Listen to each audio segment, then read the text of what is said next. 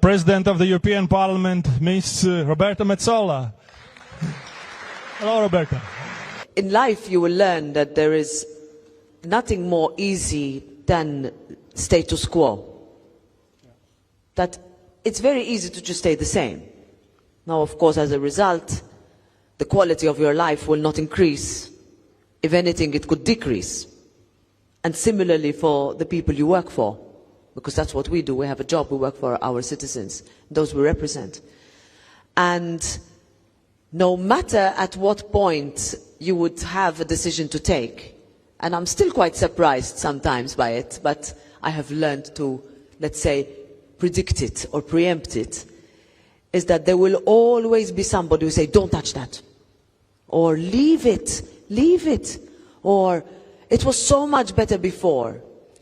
And what I have learned, and especially in these days, when the world is in a very difficult position, where isolation is higher, where people are lonelier, where mental health is a challenge we talk about, but we do nothing about.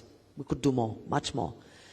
Is that we really need to be the ones to say, I want to take that step forward because I think this will make the lives of the people I represent better. How do you think the European Union will look like when my generation grows up? Communication is not clear and transparent. Actually, according to the data, to maintain the impact of Erasmus Plus of 2027, we would need additionally 6 million euro. How do you see the role of Latvia and other border countries in contributing in Europe's collective security?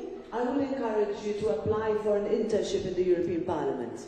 What I learned there in terms of negotiation, doing all sorts of jobs, other cultures could very well integrate with mine.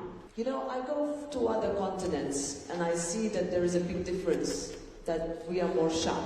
What are some of the skills you feel like we should develop, and maybe you have any suggestions how we can develop them now in order to be successful and lead by example for others as well? It requires an understanding that if you want to make yourself clear about protection of women, about what this means, how can we protect other parts of society, the reality is that violence against women remains one of the biggest challenges of our societies today. Then speak to your representatives and tell them rights should be strengthened.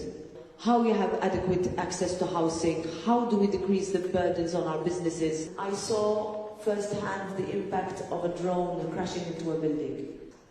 Meant that we need to work with more determination. And President Zelensky is always very clear. There's one kind of a controversial figure. There needs to be. What's your opinion on